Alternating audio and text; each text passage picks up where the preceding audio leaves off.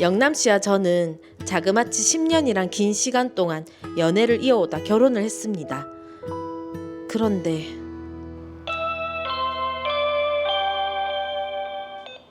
누구세요? 저 오영남 씨에 대해서 할 얘기가 있어서요.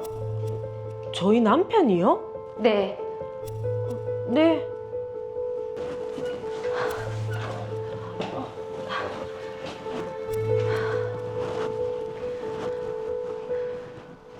오영남 씨 아내분.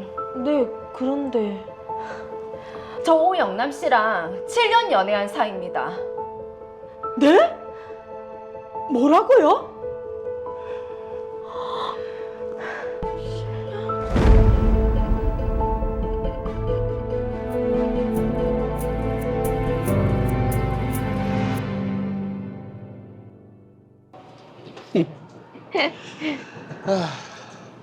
자기야, 부산까지 못 데려다 줘서 미안해. 에이, KTX 타면 바로 집이 코앞인데 뭐. 그리고 나는 내일 쉴 수 있지만 자기는 출근해야 되잖아. 고마워. 나 때문에 주말마다 서울까지 와주고. 오빠가 바빠서 그런 건데 뭐. 덕분에 나도 서울에서 데이트하고 좋았다. 나도. 응. 아, 그리고 그 다음 주는 해외 출장이 안 될 것 같고 그 다음 주에 부산으로 갈게. 알겠다. 택시 왔다. 갈게. 해외 출장 어디요?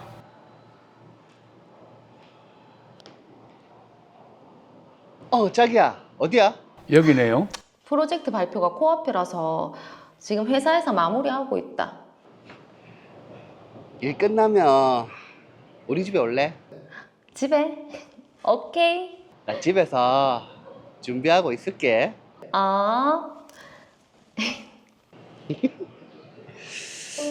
참 에너지가 많으신 분이네요. 완벽한 양다리인데요. 저는 그 사람과 자그마치 7년 동안 연애를 이어왔습니다. 다른 여자친구에 대한 얘기를 들은 적은 한 번도 없었죠. 그런데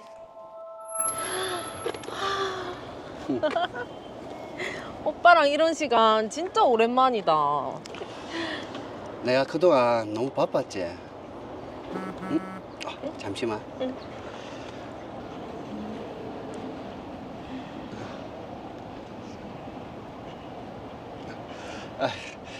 팀장님이 뭘 좀 물어볼 게 있다 해서. 아, 그나저나 수진아, 우리 결혼식 이제 한 달 남았지? 바빠서 혼자 준비 다 하게 한 거 미안하다. 그래도 나랑 결혼해 줄 거지? 오빠. 거창한 프로포즈는 못해도 내 진심을 꼭 알아줘. 당연하지. 오빠가 10년 동안 내한테 정성을 다한 거 결혼하면 내가 제대로 보답할게. 고마워. 그런 의미로다가 응. 우리 혼인신고부터 먼저 할까? 혼인신고? 우리 결혼하면 자기 서울로 와야 되고 청약도 해야 되니까 하루라도 먼저 빨리 하면 좋잖아. 김수진은 내 거다. 이 법적으로 도장 쾅쾅 찍고. 그래, 좋아. 그럼 월요일 아침에 혼인신고하고 올라가면 되겠네. 그러자. 응. 근데 혼인신고 얘기하니까 이제 진짜 칠감이 난다. 너무 좋다. 나도. 제가 가서 말씀드리고 싶네요. 오빠, 잘 올라갔나? 피곤하지? 아침부터 구청 간다고 자기가 더 피곤하지. 에이, 아니다. 근데 혼인신고 하고 오니까 뭔가 또 새롭네. 나도. 우리 결혼해서 잘 살자. 근데 나 좀 피곤해서 쉬어야겠다. 그래. 알겠다. 얼른 쉬고 내일 통화해. 사랑해.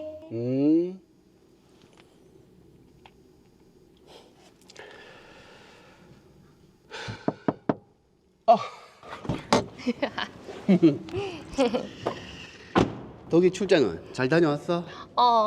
근데 자기 보고 싶어서 혼났대. 나도. 근데 자기 강주 발령 났던데. 광주에서 새 프로젝트 들어간다고 나보고 가라고. 그래도 우리 사이는 변함없지. 걱정 마라. 근데 우리 얼른 올라갈까? 얼른 가자. 진희 씨, 우리 이제 그만 만나자. 어? 갑자기? 아, 그게 무슨 말인데? 오래 사귀어서 그런가 이제 너한테 질렸다. 지금 그게 말이 되나? 너 강조 발령 난 뒤로 몸이 멀어지니까 마음도 멀어지는 것 같고, 아무튼 그런 줄 알고 깔끔하게 헤어지자. 나 먼저 갈게. 영남 씨.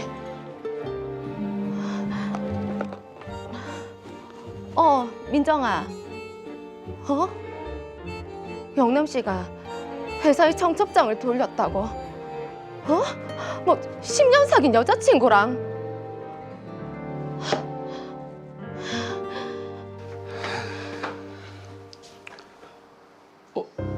그 진희 씨가 여긴 어쩐 일로?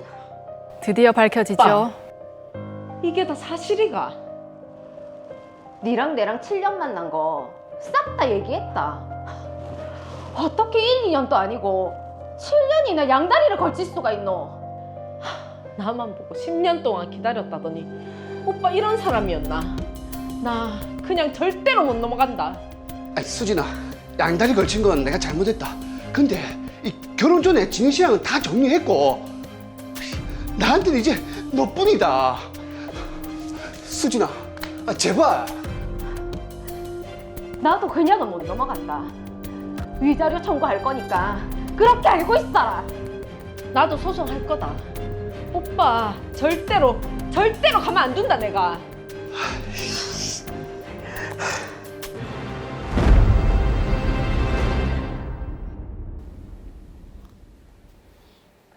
네, 자, 지금 수진 씨는 수진 씨대로 그리고 진희 씨는 진희 씨대로 소송을 하겠다라고 하는데, 자, 우선 혼인 신고까지 마친 김수진 씨 상황부터 살펴보도록 하겠습니다. 지금 결혼을 한 지 얼마 안 된 상황이지만 속아서 결혼을 했기 때문에 이혼을 최우선으로 고려를 해야 되지 않을까 싶거든요. 박상수 변호사님. 김수진 씨는 혼인 신고를 할 때 오영남 씨가 이진희 씨와를 만나고 있었다는 사실을 몰랐기 때문에 이혼이나 혼인 취소 소송을 고려해 볼 수 있습니다. 아, 이혼이랑 또 혼인 취소 소송도 가능하네요. 혼인 취소는 결혼을 할 때 취소 사유가 있었다면 혼인을 취소해서 혼인의 효력을 없도록 하는 것이고, 이혼 소송은 결혼 생활 중에 이혼 사유가 발생하면 이혼을 통해 혼인 관계를 해소하는 것입니다. 예. 간단하게 말해서 결혼 전 사유이냐 결혼 중 사유이냐에 따라 혼인 취소 소송과 이혼 소송이 구별된다고 볼 수 있습니다. 오영남 씨의 경우 혼인 신고 시까지 이진희 씨와 만남을 가지다가 결혼식쯤에 헤어졌기 때문에 혼인 취소와 이혼이 둘 다 문제될 수 있습니다. 이에 김수진 씨는 자신에게 혼인 취소가 유리할지 이혼을 하는 것이 유리할지를 따져볼 필요가 있겠습니다. 근데 그 혼인 취소 소송 같은 경우에는 제척 기간, 그러니까 이제 소를 제기할 수 있는 기간이 정해져 있다고 알고 있거든요. 그거 어떻습니까? 혼인 취소 사유 중에 부부 생활을 계속할 수 없는 악질, 기타 중대한 사유의 경우에는 사유를 안 날로부터 6개월 내로 취소를 청구할 수 있고, 사기 또는 강박으로 인한 혼인의 경우에는 사기를 안 날 또는 강박을 면한 날로부터 3개월 내로 취소를 청구할 수 있습니다. 네. 주의하셔야 할 부분은 이혼 사유 중 부정행위의 경우에도 부정행위를 안 날로부터 6월이 경과하거나 그 사유가 있은 날로부터 2년이 경과하면 이혼을 청구하지 못한다는 것입니다. 네. 또한 부정행위는 동의나 용서를 했다면 이혼을 청구할 수 없다는 점 역시 주의하셔야겠습니다. 자, 그럼 지금 수진 씨는 혼인 취소가 유리한지 아니면 이혼이 유리한지 따져봐야 될 것 같은데, 변호사님 보시기에는 어떠신가요? 네, 우선 혼인 취소 사유를 먼저 살펴볼 필요가 있는데요. 네. 혼인은 민법에서 정한 사유가 있는 경우에 한하여 취소가 가능하기 때문입니다. 혼인 취소 사유는 민법 제816조에 규정되어 있는데, 이 사건의 경우 민법 제816조 제2호에 혼인 당시 당사자 일방의 부부 생활을 계속할 수 없는 악질 기타 중대 사유 있음을 알지 못한 때, 또 제3호 사기 또는 강박으로 인하여 혼인의 의사 표시를 한 때가 문제될 수 있습니다. 네. 그런데 민법 제840조에서는 재판상 이혼 혼인을 규정하고 있는데, 제6호에는 기타 혼인을 계속하기 어려운 중대한 사유가 있을 때를 이혼 사유로 인정하고 있습니다.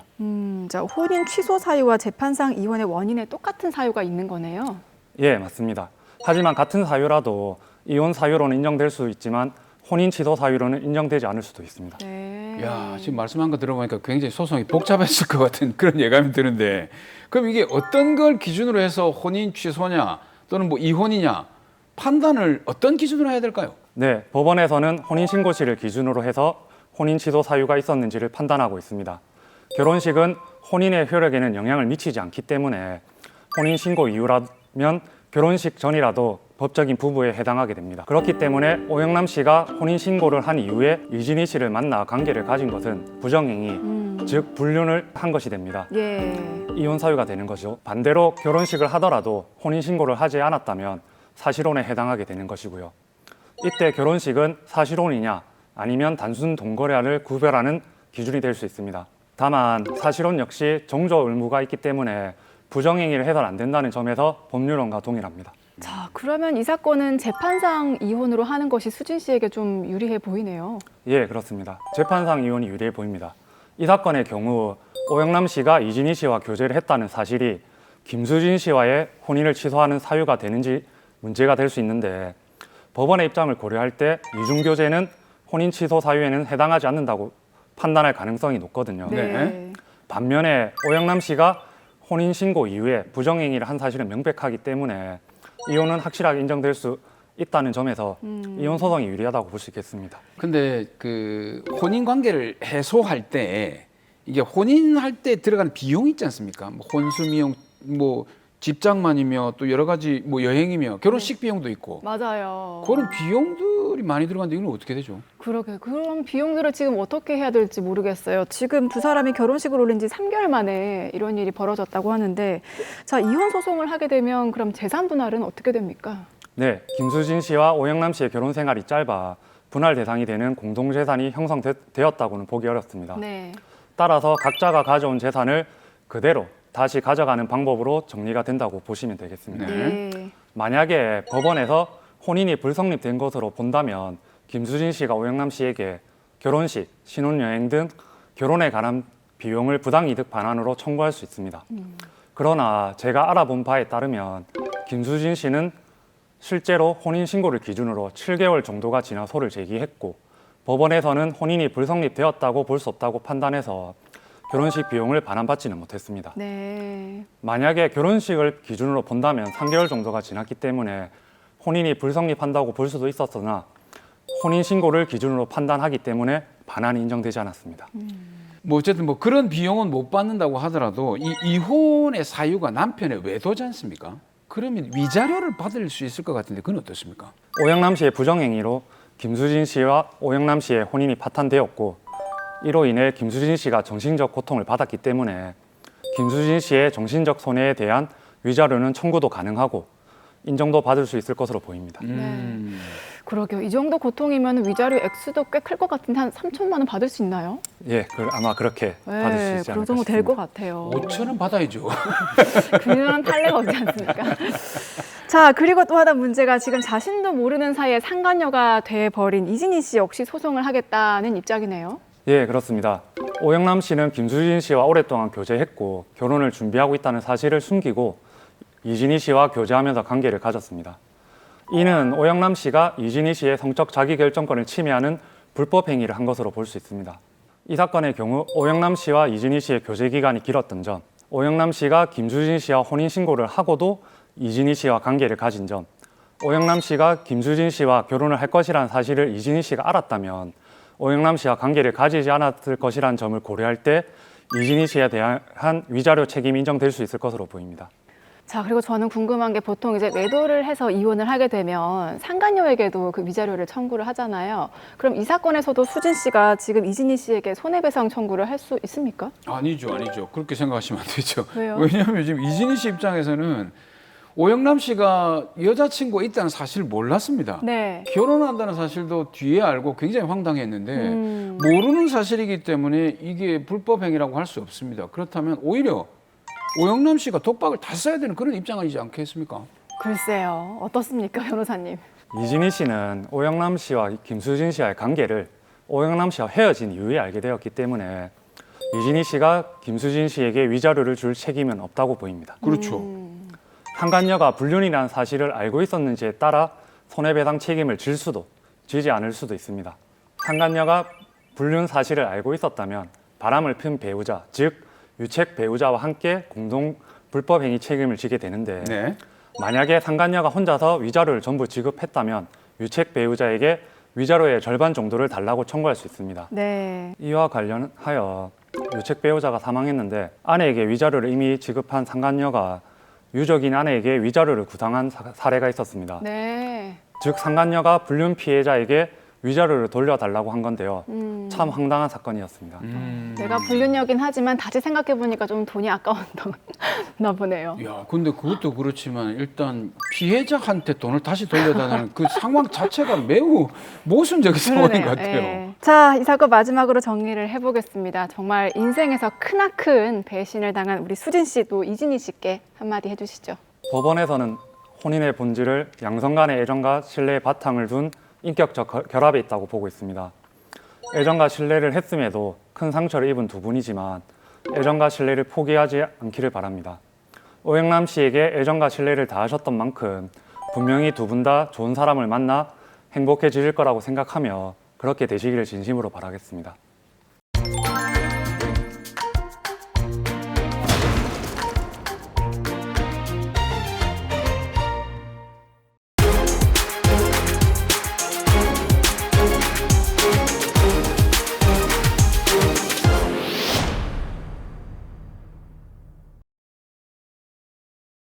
검사 결과를 보니 현재로선 경도 인지장애 단계로 보입니다.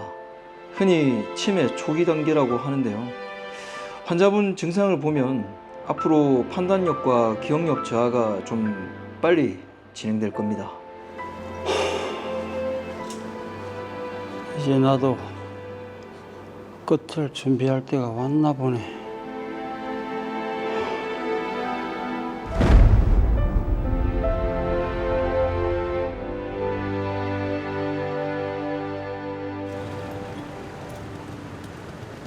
한 회장님 오랜만에 걸음하셨네요.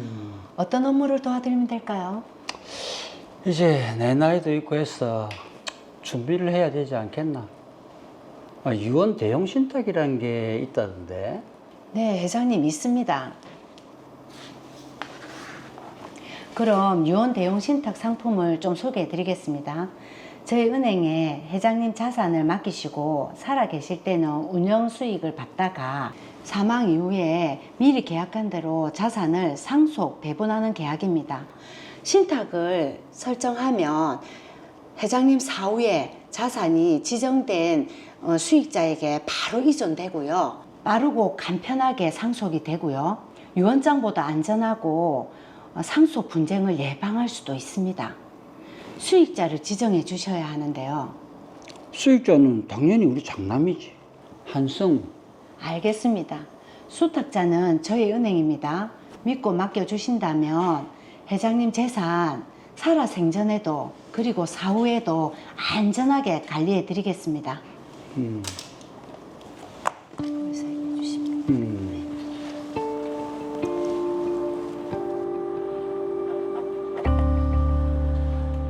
아버지, 할아버지하고 할머니 제사 절에 모시라고 한 거 알아봤는데요. 뭐? 왜 저래 모시노? 아니 엊그제 아버지가 그렇게 말씀하셨잖아요. 아, 그랬나? 성우야, 내가 치매란다.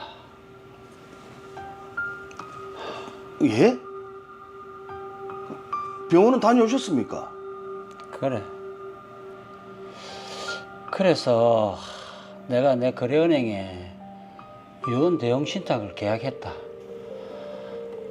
수익자는 성훈이로 지정하고. 그럼 미정이는요? 아니, 미정이는 출가 외인이고. 아니, 네가 우리 집 가장인데 당연히 네인데 다 줘야지. 내 뜻이 그렇다. 그래 알아라.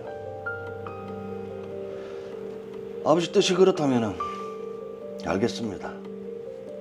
그래.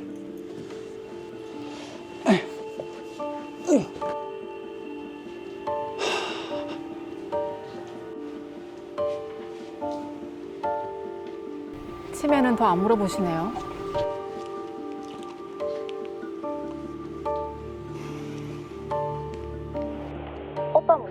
뭐라고?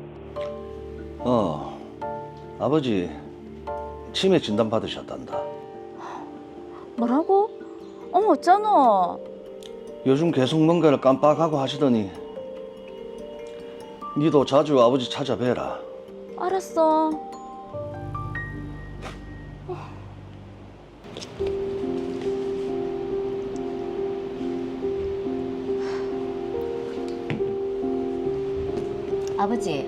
아버지, 마실 거 좀 드릴까요? 마실 거 갖고 올게요. 아이고, 그렇게 저는 치매를 앓고 계신 아버지를 자주 찾아뵈며 보살펴 드렸습니다. 아버지께서 은행에 유언 대용 신탁을 했다는 사실은 꿈에도 몰랐습니다. 아버지는 급작스럽게 걸린 폐렴이 악화되어 저희 곁을 떠나셨습니다.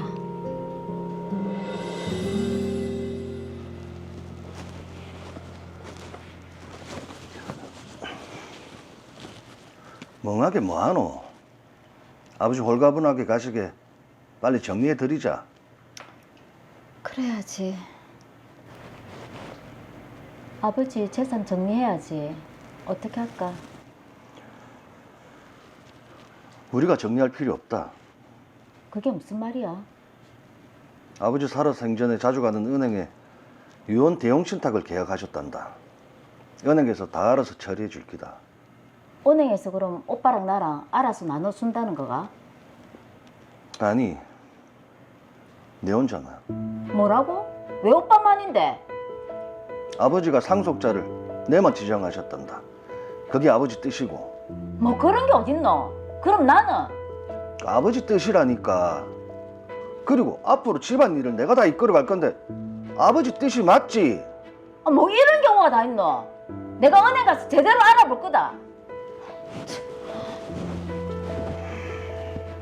아버지가 살아 생전에 유언 대용 신탁 계약을 하셨다던데 계약서 좀 보여주세요. 네, 맞습니다. 아버지가 치매 진단 받고 나서인데 복잡한 계약을 제대로 이해했다는 겁니까? 당시 회장님은 의사소통 능력에 문제가 없으셨습니다. 아니요, 저는 납득할 수 없습니다. 저한테 한마디 상의도 없이 저 그냥 이대로 못 넘어갑니다.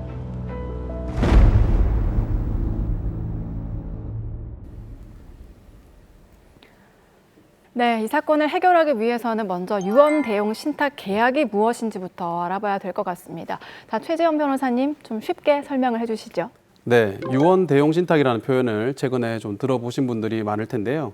유언 대용 신탁이란 재산을 보유한 위탁자가 살아있을 때 은행이나 신탁회사를 통해서 재산을 관리를 하다가 사망하면 이제 계약에서 정해둔 수익자에게 신탁 재산을 넘겨주는 그 신탁법상 제도입니다. 네. 쉽게 말하면 이제 유언장 없이 살아있을 때 재산을 맡겨놓고 이제 본인이 사망하면 지정된 사람에게 자동으로 재산이 이렇게 전달되도록 하는 건데요. 네. 일반적인 상속과 이제 유언 대용 신탁의 차이점은 상속은 보통 고인이 사망한 이후에 재산 상속 절차가 개시가 되는데 이제 유언 대용 신탁은 고인이 살아있을 때 미리 자신의 자산을 신탁기관인 금융기관에 맡겨놓고 이제 사망 시에 이제 계약상 정해준 대로 신속하게 재산이 이전되도록 한다. 이런 게 좀 다른 점입니다. 네. 또 이제 게다가 이제 보통 유언 상속의 경우에는 이제 유언은 법률에 그 정해진 엄격한 절차들이 있거든요. 그렇죠. 이제 반면에 유언 대용 신탁은 형식적인 뭐 그런 부분에 대해서 엄격하지는 않고요. 계약의 자유로운 설정과 뭐 운용을 바탕으로 네. 좀 더 유연하게 간편한 방식으로 자산 이전을 가능하게 해준다는 점, 이게 좀 큰 차이입니다. 그런데 이제 문제가 아버지가 이제 유언 대용 신탁 계약을 체결했을 당시에는 치매 초기 진단을 이제 받으신 상태였거든요. 자, 그래서 딸 미정 씨는 이 계약이 무효라고 주장을 하는데 이런 경우에 무효가 될 수 있습니까? 네, 뭐 그럴 가능성도 충분히 있습니다. 이제 우선 유언 대용 신탁도 하나의 이제 계약이라고 이제 본다면 예. 우리 민법에 따를 때 이제 어떤 계약이든 이제 자유로운 의사결정 능력이 있는 의사 능력이 있어야지만 그 계약이 유효합니다. 그렇죠. 그래서 이제 보통 이제 치매 환자들이 체결했던 계약이라든지 뭐 증여 같은 경우에는 이제 무효가 되는 경우들이 종종 있거든요.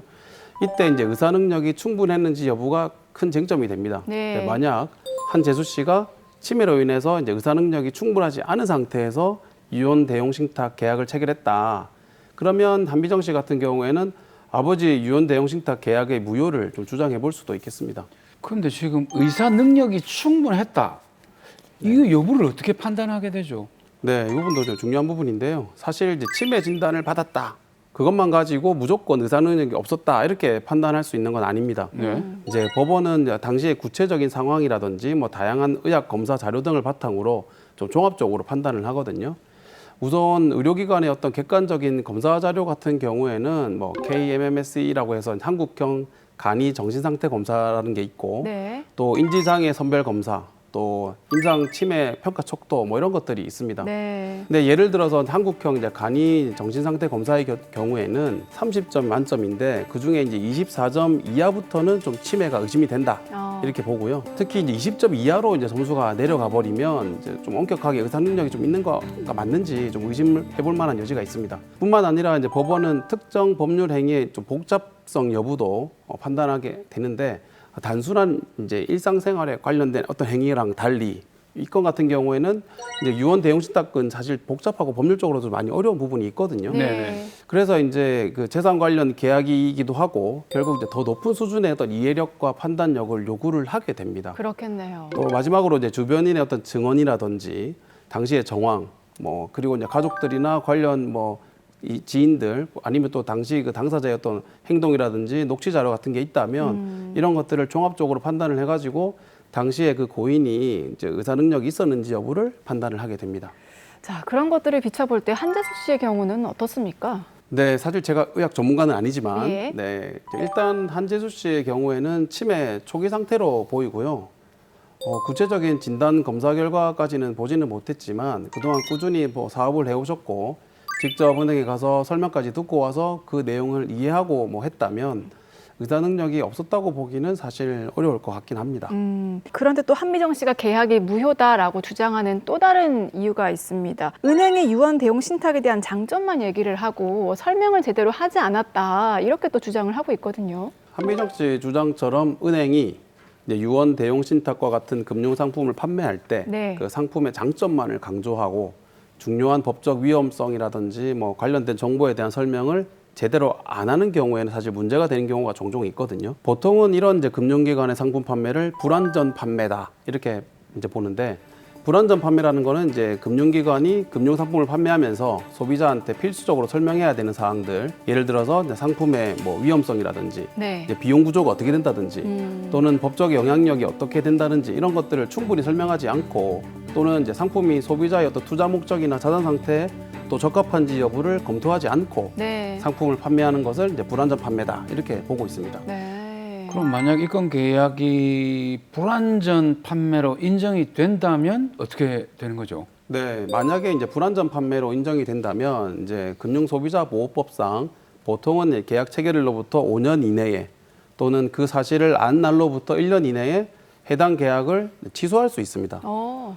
참고로 이제 최근 이제 금융감독원과 금융위원회는 금융소비자 보호를 좀 강화하기 위해서 금융기관이 판매하는 금융상품에 대해서 뭐 설명 의무, 뭐 그리고 이제 상품 판매 절차, 또 민원 처리 절차 이런 것들을 충실히 좀 해라 이렇게 해서 감독을 굉장히 강화를 하고 있거든요. 만약 금융기관이 이 사건 유언 대용 신탁의 설명을 충분히 하지 않았거나 적합하게 판매를 하지 않았다면 이제 한미정 씨 같은 경우에는 지속권을 상속한 상속인의 지위에서 유언 대용 신탁을 취소할 수 있게 됩니다. 아니면 이제 손해를 또 입은 게 있다면 손해배상도 청구를 할 수 있습니다. 자, 그리고 또 의문스러운 것이 한재수 씨와 신탁 계약을 체결했을 때 이렇게 보니까 은행이 은행을 수탁자로 지정을 했는데 수탁자인 은행이 상품을 판매하고 직접 좀 관리를 한다? 이거 좀 이상하지 않습니까? 사실 이런 부분에 대한 우려가 있는 게 좀 당연합니다. 일반적으로 이제 은행이나 금융회사가 금융상품을 판매할 때는 고객의 이익을 최우선으로 이제 고려해야 되고 그에 따른 설명 의무와 적합성 원칙을 준수를 해야 됩니다. 그런데 이제 금융기관이 상품을 판매하면서 동시에 스스로 수탁자로 이제 지정을 받게 되면 자칫 이해상충 문제가 발생할 가능성이 있습니다.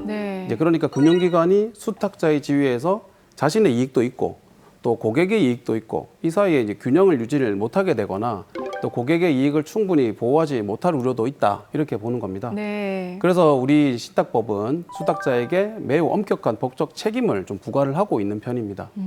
그러면 구체적으로 어떤 법적 책임을 부과하고 있을까요? 네, 구체적으로는 수탁자는 충실 의무 그리고 이제 성관주의 의무라는 강력한 법적 책임을 부담을 하게 됩니다. 네. 그러니까 신탁 재산 관리를 객관적이고 투명하게 해야 된다 이런 건데요. 만약 이런 의무를 위반하게 되면 금융기관은 법적으로 이제 굉장히 책임을 많이 지게 되고 또 금융법상 제재도 받게 됩니다. 자, 그리고 이 사건의 또 다른 문제를 살펴보겠습니다. 한재수 씨가 실질적인 수익자로 이제 장남 한성우 씨를 지정하면서 모든 재산을 몰아줬는데, 자, 그래서 동생인 미정 씨가 유류분이 침해됐다 또 이렇게 주장을 하고 있습니다. 네, 이제 상속과 관련돼서는 주로 이제 쟁점이 되는 부분이기는 한데요. 중요한 지적을 해주셨습니다.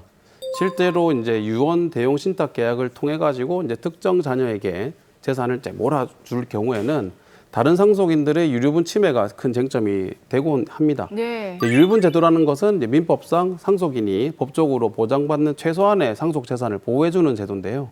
그래서 이제 한미정 씨는 이런 유언 대용 신탁을 통해서 장남이 유일한 수익자로 지정된 것이 유류분 침해다 이렇게 이제 주장을 하는 거고요. 네. 만약 유류분 침해라고 본다면 한미정 씨는 유류분 반환 청구를 시도해 볼 수 있겠습니다. 근데 제가 알고 있기로는 유류분이라는 게 상속 제도지 않습니까? 네. 사망이 일어나야 되는데 요 신탁은 생전에 했단 말이죠. 유류분 대상이 안 된다라고 제가 알고 있거든요. 사무장님께서 확실히 이제 법적 지식이 높다 보니까 예리하세요. 날카로운 질문을 또 해주셨습니다. 뭐 늘 그랬으니까요. 네.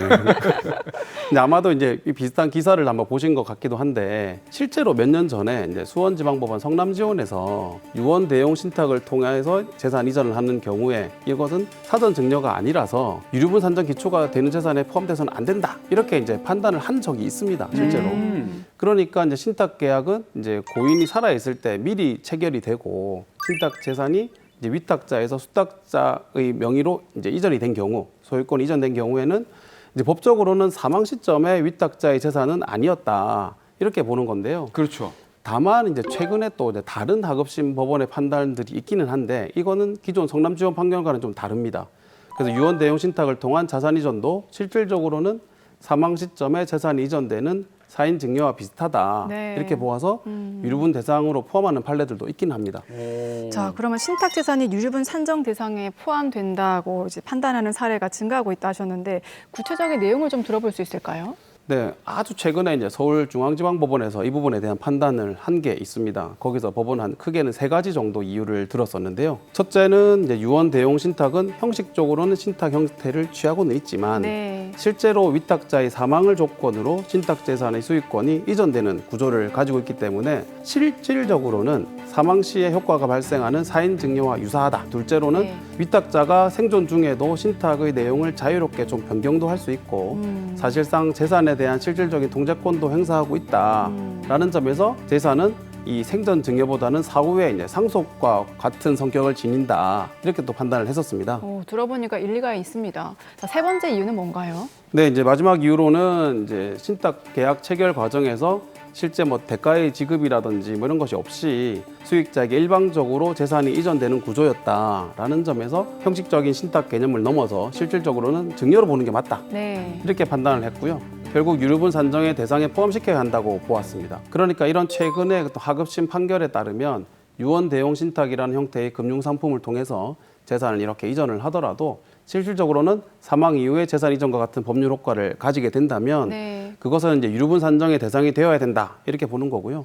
이제 다만 이제 대법원의 판단이 있었던 건 아닙니다. 이제 그렇지만 한미정 씨는 이러한 최근의 어떤 하급심 판단의 어떤 추세를 좀 활용해 볼 수는 있겠습니다. 네. 그럼 뭐 서울중앙지법 사건을 기준으로 본다면은 지금 이 사건 같은 경우에는 유류분 산정의 대상이 될 가능성이 높다 이렇게 봐야 되겠네요. 네, 맞습니다. 이제 한재수 씨가 설정한 이제 유언 대용 신탁이 실질적으로 장남인 한성우 씨에게 재산을 집중시키는 수단으로 좀 작용했다고 보고 그렇다면 유류분 산정의 기초 재산에 포함될 가능성이 높다 이렇게 보겠습니다. 제 개인적인 생각으로도 최근에 있었던 그 서울중앙지방법원의 판단대로 유류분 산정 대상으로 보는 게 적절하지 않나 이렇게 생각을 합니다. 네. 자, 요즘에 유언 대용 신탁을 고민하시는 분들도 많을 텐데 뭐 계약할 때 주의해야 될 사항이라든지 아니면 또 저희가 좀 알아야 될 내용 같은 게 있을까요? 최근에 이제 유언 대용 신탁에 대한 좀 관심이 증가하고 또 금융기관도 이런 상품을 굉장히 적극적으로 홍보를 하고 판매를 하고 있습니다. 네. 물론 이제 유언 대용 신탁의 장점도 많고 또 사회적으로도 굉장히 필요한 제도라고 생각을 하는데요. 그러나 이제 유언 대용 신탁은 복잡한 좀 금융 상품이기 때문에 계약을 체결할 때 반드시 꼼꼼하게 좀 살펴보고 그 상품에 가입할 필요가 있겠습니다. 특히 금융기관이 제공하는 상품 설명 그리고 이제 계약 체결 과정에서의 설명 의무와 적합성 원칙이 좀 제대로 지켜졌냐 이런 것들을 좀 주의 깊게 살펴보셔야 되겠고요. 은행이 단순하게 상품의 어떤 장점만 설명하고 위험성이나 뭐 이런 유류분 침해 가능성에 대한 중요한 정보를 충분히 안내를 하질 않았다면 추후에 법적 분쟁이 좀 될 수도 있다 이렇게 유의를 하시면 좋겠습니다. 네. 그리고 이제 상품 내용이 잘 이해가 되지를 않고 또 향후 상속인들 간에 또 법적 분쟁이 발생할 여지가 좀 있는 것 같다 한다면 유언 대용 신탁에 가입하기 전에 법률 전문가와 좀 상담을 받아보실 필요도 있겠다 이렇게 말씀드리겠습니다. 네. 자, 그리고 마지막으로 의뢰인 한미정 씨께도 한마디 더 붙여주시죠. 한미정 씨 이 사건 때문에 참 마음고생이 많으셨을 것 같습니다. 오늘 설명드린 대로 이제 유언 대용 신탁을 이제 계약 체결할 때 그 돌아가신 아버지의 치매 정도가 어땠는지 이런 것들을 구체적으로 한번 확인해 보셔서요. 유언 대용 신탁의 계약을 무효화하는 것이 가능한지 한번 살펴볼 필요가 있겠습니다. 다음으로 최근에 어떤 법원의 입장은 유언 대용 신탁을 통해서 일부 상속인이 재산을 독점해서 유류분 침해가 발생할 경우에는 이에 대해서 이제 유류분 침해를 당한 사람의 권리를 인정하고 보호하는 추세이긴 하거든요. 그래서 한미정 씨 어떤 유류분을 보호받을 가능성이 있기 때문에 이 부분도 고려해 주셨으면 합니다. 끝으로 금융기관의 이제 불완전한 판매도 문제가 있기 때문에 다만 이런 부분은 좀 복잡하니까 법률 전문가와 반드시 상의를 하셔가지고 구체적인 대응 방법을 또 논의해 보실 필요가 있겠습니다.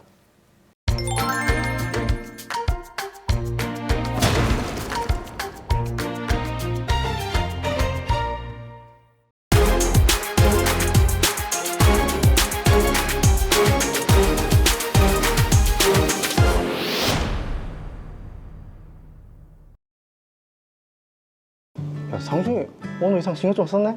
괜찮아. 완전. 이 회사 들어가더니 눈 좀 달라졌는데? 야, 어? 벌써 6개월이다.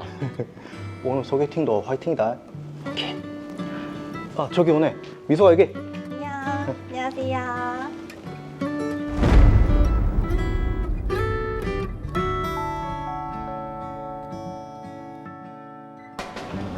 여기 내 친구가 아는 데인데 분위기 괜찮죠? 분위기 좋네요. 외모도 딱 내 스타일이고 직장도 괜찮네. 오빠, 제가 손금 좀 볼 줄 아는데 한번 봐드릴까요? 야, 니한테 그런 재주도 있나? 내 손금 좀 봐줘라. 내가 먼저다. 한번 봐주세요. 에헤, 전형적인 작업이죠. 또 손금도 좋네요. 명도 길고 재물복도 있으시고. 그래요? 아이, 뭐? 둘이 손잡고 이러면서 그린라이트 보내는 기가, 어? 야, 뭘? 여기 안주가 엄청 맛있어요. 한번 드셔보세요. 아, 진짜 맛있네요. 야, 나도. 오빠도 손 있잖아. 직접 드세요. 아이씨, 뭐가 둘이 벌써. 자, 호들갑은. 나 화장실 좀 갔다 올게. 상준 오빠가 나 어떻게 생각하는지 한번 물어봐 주라. 오, 박미숙이. 오케이, 알겠다. 짠. 저희는 2차로 술을 마시러 가 즐거운 시간을 보냈습니다. 미숙이는 제 옆에 앉아 계속 저를 챙겨줬고요. 그런데 문제가 생긴 건 3차에서였습니다.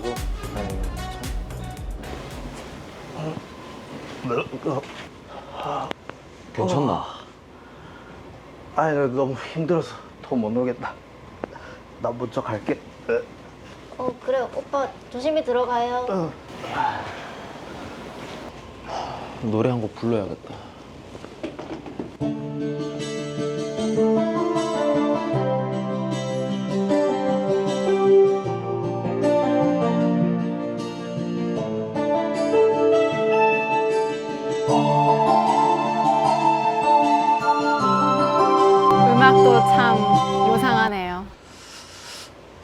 서비스 시간도 끝났는데 왜 안 나오노?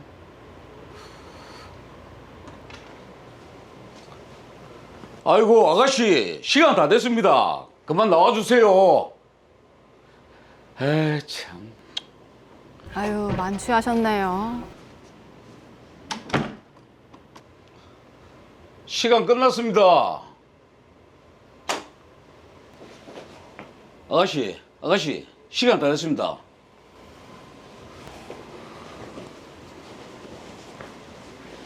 오빠 이거 가지고 가야지. 맞다. 오빠 나 먼저 갈게요. 내일 연락해요.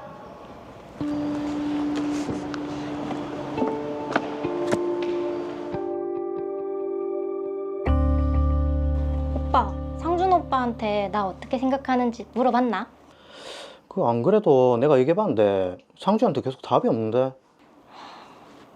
어제 오빠 술 많이 취했던데. 혹시 무슨 일 생긴 거 아니가? 야, 상주한테 문자 왔다. 잠시만.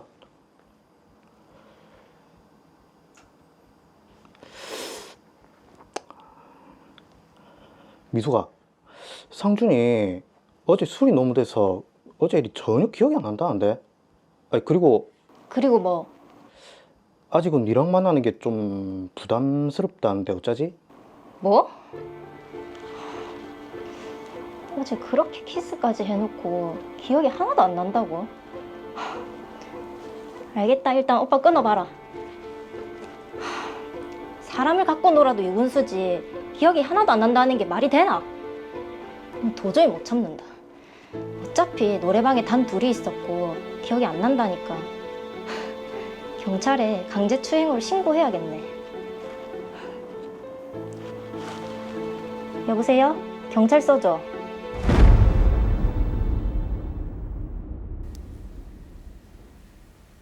자, 지금 박미숙 씨가 경찰에 신고를 했는데요. 자, 강동구 변호사님, 허상준 씨가 지금 어떤 혐의가 적용이 될까요? 드라마 내용과 제가 파악한 미숙 씨의 고소장 내용에 비추어 볼 때 현재 허상준 씨가 받고 있는 범죄 혐의는 강제추행으로 보입니다. 네. 원래 추행이라는 것은 객관적으로 피해자가 원치 않는 성적 수치심 또는 혐오감을 느끼게 하는 일체 행위를 가리키는데요. 제가 볼 때는 아마도 미숙 씨 입장에서 허상준 씨가 노래방에서 자신에게 한 키스와 포옹이 자신의 의사에 반하는 강제추행이었다고 경찰에 고소를 한 것으로 보입니다. 자, 말씀하신 것처럼 강제추행이라고 하면은 미숙 씨의 의사에 반해서 신체 접촉을 했다는 것인데, 근데 지금 저희가 드라마로 봤을 때는 뭐 그런 분위기는 아니었던 것 같거든요. 드라마로 봤을 때는 그러하지만 신고를 받은 경찰에서는 피해자의 고소가 있었기 때문에 수사를 진행할 것입니다. 성범죄 사건의 경우에는 드라마 내용과 같이 가해자와 피해자 두 사람만이 있는 밀폐된 공간에서 발생하는 경우가 많은데요. 예. 수사기관으로서는 아무래도 피해자의 진술을 바탕으로 수사가 진행될 수밖에 없기 때문에 상준 씨가 수사 단계에서 자신의 무혐의를 입증하지 못한다면 재판까지 이어지게 될 가능성이 높은 것이 사실입니다. 야, 지금 드라마 봤을 때 우리는 좀 이렇게 사실들을 좀 과정들을 알고 있지 않습니까? 예. 이 만약 피해자인 미숙 씨 입장에서 그런 진술을 바탕으로 수사가 진행된다면 허상준 씨 입장에서는 굉장히 좀 억울할 수 있는 상황이 나오겠는데요. 네, 그렇겠죠.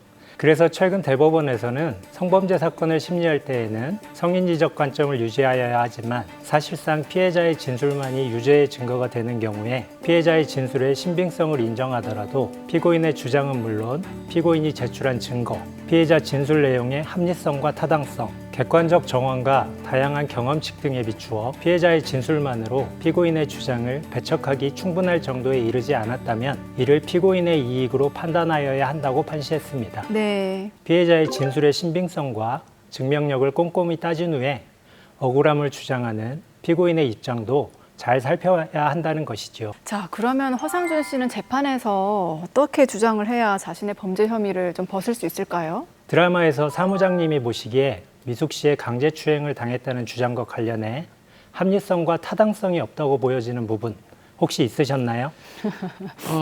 지금 제가 또 대학교 때 별명이 김추론이거든요. 추론. 제가 추론을 한번 해보도록 하겠습니다. 변호사님 아까 말씀하실 때 미숙 씨는 허상준 씨가 노래방에서 했던 그 키스와 포옹이 자신의 의사에 반하는 강제추행이다라고 네. 말을 했는데 저희들이 봤을 때 지금 그 미숙 씨가 호감을 상당히 가지고 있거든요. 그렇죠. 그렇다면 자신의 의사에 반하는 행위가 아니었다라고 봅니다. 그렇다면 이게 당연히 강제추행이 성립될 수 없다 이렇게 판단합니다. 네, 맞습니다. 지금 사무장님이 말씀하신 것처럼 실제 미숙 씨는 허상준 씨에게 적극적으로 호감을 표현했고 또 먼저 스킨십을 시도한 사실도 있었다는 점에서 호감을 가진 두 사람 사이의 스킨십이 어느 순간 갑자기 미숙 씨의 의사에 반하는 추행이 된다는 것은 합리성과 타당성이 부족해 보이는 주장이라고 할 것입니다. 네.